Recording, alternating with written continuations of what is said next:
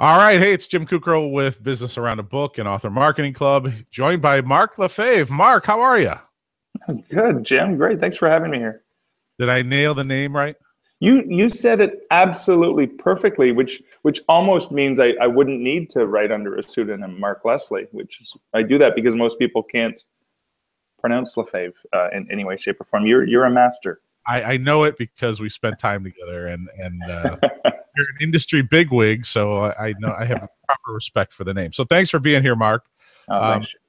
yeah, it's great to have you here because we're talking about building businesses around books. Now, you're a little bit different. You're not technically an entrepreneur who's building businesses around your book. You've written what? How many nonfiction books have you written? Five. Four are currently published, so the fifth one is coming out later this year. And what are some of the titles of those books, just so we can get in? Sure. So, Haunted Hamilton, Spooky Sudbury, Tomes of Terror, Creepy Capital, and Haunted Hospitals coming out. So if you haven't guessed, part of the brand is the alliteration that's being used in the titles. And these are all, and I'll use air quotes, tales told as true or true ghost stories from different regions or locales. Some of them are very specifically cities, and other ones like Tomes of Terror are haunted bookstores and libraries around the world. You know what I love about your story here and what you're telling me is you're writing nonfiction books that sound like they're fiction books, but they're not. Give me an example. One of the books they're talking about like haunted history of a certain location or something. Yeah, of course. So, I mean, I'll use Tomes of Terror because it's one that stretches into the U.S. About 30% of the content is based on U.S. locations. And so Tomes of Terror is just a celebration of bookstores and libraries and ghosts all together. So the appeal for the books, the reason I started to write them with Haunted Hamilton was my first one, is Hamilton's the city I live in. And you can't tell a ghost story without appreciating the history of a place. And so I knew that the books would appeal to two demographics at once. People who love paranormal, ghost stories, true stories, and people who love their city and love history. And so the same sort of thing, the people who pick up Tomes of Terror tend to be book nerds. I mean, one of my favorite stories involves Haslam's bookstore in St. Pete's in Florida that is haunted by the ghost of Jack Kerouac, of course. So there's all kinds of fun stories you can share. And people love to share. I mean, people love to talk about ghost stories. So those are two of the appeals, and one of the reasons I got attracted into this. Yeah, you know, and I want to point out that you have a full-time career in the, can I say, the publishing book industry, right? I don't know how much. Yeah, I've been a bookseller for over 25 years. Currently, for the last 5 years, I've been the director of Kobo Writing Life. So that's the self-publishing platform to publish to kobo.com. So that's my latest role as a bookseller, but I've worked in virtually every kind of bookstore. And, so we've been publishing for quite a while now. Yeah, so you have a breadth of knowledge in terms of the entire business, from self-publishing to traditional to writing the books and nonfiction to fiction. And I think what's really interesting about what you're doing with these nonfiction books is, you know, most of the people I've been talking to about this have been writing a book specifically to build a membership, you know, use it to drive traffic to a membership site or a course, right, or whatever, right? Agency, consulting, speaking. You're a little bit different, which I find very interesting because you're not specifically trying to drive people into a lead funnel to sign up for your course or membership site or your agency. Right. You're trying to build a brand for yourself, but also for your fiction books, right? Exactly, yeah, because I write thrillers, horror, urban fantasy, if you will, weird Twilight Zone kind of fiction. So the brand of Mark Leslie, which is the name I write under, because, you know, most people, unlike you, can't pronounce or spell my name. And so my fiction, I noticed when I first published Haunted Hamilton back in 2012, I believe it was. I'm trying to remember when that came out. I started to get speaking engagements to go to talk to libraries and go, people wanted to hear the stories. And then I found that had a following that some of the people who read the books wanted to read my horror stories or my fiction because there's an obvious tie-in with ghosts and scary stuff. Yeah, it makes so much sense to me because you're right. There are those people, you're into that type of thing. You know, you're craving that type of content to devour. So that makes so much sense to me that you're using the nonfiction books to build your brand as a fiction author, which is just a little unorthodox for the people, most of the people I've been talking to. I love the model. No, it works. It makes so much sense. I mean, the business technically for you is book sales of the fiction books. And of course, you're getting speaking gigs from the nonfiction books and from the fiction books and everything. But you're building this brand of yourself. You're the business. That was the whole point, and I kind of fell into it accidentally because I went on a ghost walk in Hamilton years ago. I thought it was fascinating. I talked to the owners. I said, "You guys should put a book together." They go, "Oh, we don't have time, but we'd be willing to give you we'd be willing to share with you our research if you wanted to do one." So, ironically, at an industry conference, I heard somebody from Dundurn Publishing say, "We've always wanted to write ghost stories about Hamilton." And so I pitched them a book of ghost stories about Hamilton. But before I did that, I looked into the demographics and I said, because having been a bookseller for a long, long time, I know the process by which books get published is you have to define who the audience is and you have to know exactly what your target is. So basically it was a one-page proposal.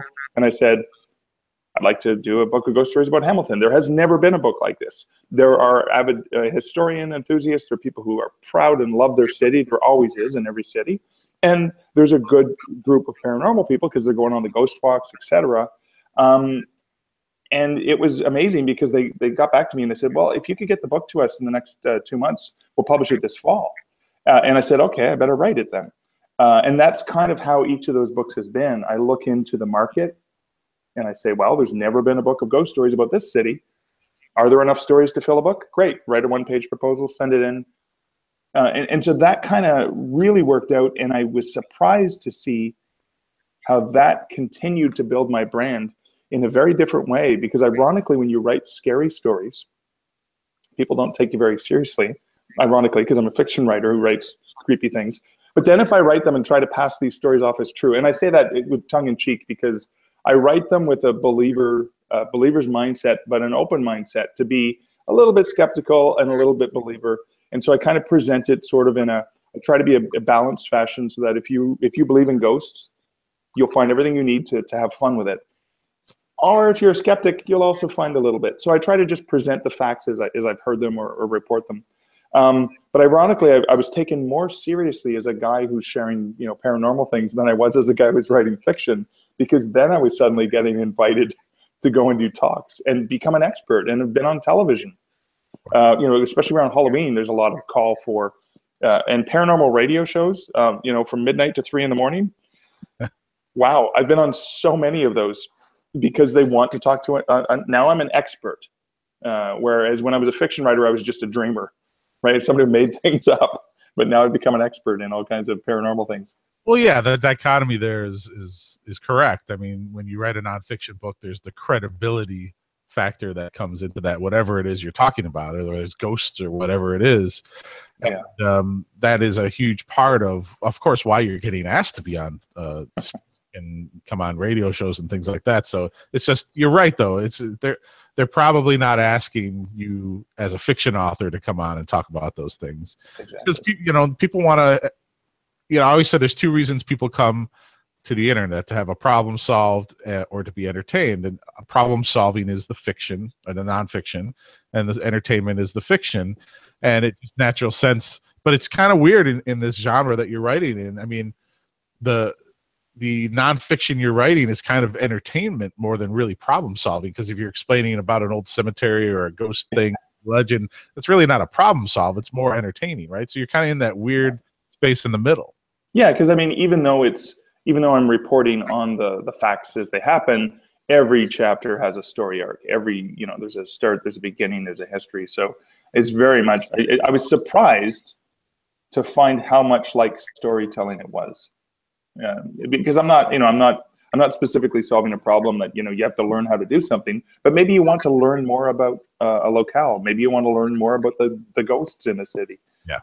So maybe it solves that problem. It is problem solving, I guess, in a way. People want to learn more about that specific thing. Now, one of the things I think that's really cool about what you do is you travel with a companion to book shows. Can you talk about that? Yeah, so I have a 6-foot skeleton called Barnaby Bones, and he has his own Pinterest page, he has his own Facebook page, his own Twitter account, And I picked him up at a Costco one year. Really? And Costco. You found a full skeleton at a Costco. Full-size skeleton at a Costco. Well, again, every Halloween they have new versions of Barnaby. And actually, this is Barnaby 2, technically, because I take him to so many places that he's broken a couple times, and I've had to sort of either put him back together. So he's kind of Barnaby 2, but he looks the same. And what happens is when I'm sitting at a table, for example, people see this guy sitting at the table, and I mean, you've done this as an author, you know what it's like, right? You need to know where the bathrooms are and where, right? Because customers aren't there for your book, they're there for anything else. So the skeleton sitting beside me, he usually has a t-shirt with one of my book covers on it. And two things happen. One of two things happen. People see me, go, there's a crazy guy with a skeleton, I'm out of here. No, so they avoid me like the plague. Or there's the people who go, ooh, I bet you this is creepy stuff. I'm going to go talk to him. Now, the other thing that Barnaby does, which is phenomenal, is it gives, people are very curious by nature.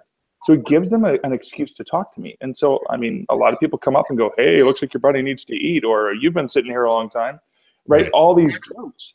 And so that's an icebreaker, which is perfect for us to have an easy non-sales conversation. And then it's not, they feel a lot more at ease. The benefit, because I take Barnaby everywhere, is he just stays in my car. So often on the highway, as people pass by me, you see them back up again. Someone whips out a camera and takes pictures. So there's probably thousands of pictures of Barnaby on various social media sites that I don't even know about, which is why I always have him with a shirt with you know, the latest book cover on it, just because I figure if you're going to share, you may as well advertise for me a little bit or spread that billboard out there. I love it because, you know, I wrote a book called Attention, and if I had known about this when I was writing that book, I would absolutely put it in there, because it is just a really smart way to go about getting someone to notice you when you're trying to promote yourself. So I think it's, you know, everybody should attempt to do something like that, especially, and I've been there sitting at those tables at a book fair or something, and nobody knows who you are, and you got books out, and it's like, you're sitting there just kind of checking your phone and you feel like a jerk. So that's a smart way to do it. So Mark, so there you go. What's that? He talks to me, keeps me amused. Keeps you amused, yeah. I love that you have his own page for him and everything. So, well, because people follow him. When I go to cons, just to let you know, like I do a lot of cons because of the topics that I write in. I usually get the people who are there in cosplay to take pictures with Barnaby, because they're going to share those pictures as well. So I've got pictures of, you know, Darth Vader choking Barnaby and all these different, you know, people dressed in different costumes with him. So he has to have his own Pinterest page. He has to have his own persona so people could at him when they share on Twitter or whatever. And that's just part of the fun. Last question I'm going to ask you, Mark, and then I'm going to let you go is, you know, we're talking this whole business around a book thing. You could do it both ways. You could do the book on the outside and the business on the inside. The way I'm framing is you have the book in the middle. You have all these business models on the outside, all these types of things you can use from the book. If you weren't really well, you know, if you didn't have a great job that you love, what you do, what would be the business model that would attract you the most if you were going to go out on your own? Would it be membership site? Would it be an agency? Would it be courses? What kind of thing do you think would work best for you? I think, given my background in the industry, I could probably train or coach or help authors. That could be one of the things. The other thing I could probably do, and I've sort of experimented with this, is videos, short videos. I started some videos called 60 Spooky Seconds, where I share, you know, one of the thousands of stories I have in a really nice, quick video clip. I mean, that can be one of two-tiered business. That gets me more speaking engagements, but that also gets me more followers. That also gets you ad revenue, right? So, I mean, not everyone's going to get 5 million downloads on YouTube to get the ad revenue, but hey, there are multiple options. So, I mean, if that were ever to happen, I love my job, but if it were ever to happen, I'm pretty confident that I've built enough of a brand that I could leverage that in a relatively decent way to be comfortable. Yeah. I did actually leave consulting. I quit my job to go consult, and then Kobo offered me the job, and I went, whoa, I'll make a lot less money here, but I'm going to have so much fun building a business from scratch, which is what I got to do here at Kobo. Yeah. So that was really exciting. By the way, if you're watching this and you haven't worked with Kobo, put your books up there, you need to get over there. If you listen to my Sell More Book Show podcast, we talk about Kobo pretty much every week. because they're an up-and-coming company and they do great stuff. And Mark's leading the team over there. So, Mark, thanks for coming on and talking with me. And I really appreciate you giving some advice and some great stories to the people out there. Thanks so much, Jim. Yeah, it's great to have you on. And go check out, Mark, where can they go read about Barnaby and your stuff? So Barnaby Bones, just search for him on Pinterest. He's also at Barnaby Bones on Twitter. You can check out markleslie.ca. That's where you'll find links to my books and me in general, my bookish self and my industry self too. Yeah, and if you're into those types of stories, I highly recommend checking it out because you're going to really enjoy Mark's stuff. So, all right, Mark, thanks very much. Everybody out there watching, appreciate you taking the time to watch this quick interview. I hope you found it helpful. Hope it exploded some ideas in your head. You don't have to do the same thing that everybody else is doing out there. There's always an opportunity to build some type of business that you can generate revenue from for your family. Based around any type of book that you're writing. And I don't care what type of book it is. There's a way to do it, and we're going to help you find that out. So I'm Jim Kukrow from Author Marketing Club and from Business Around a Book, and we'll talk to you next time. Bye.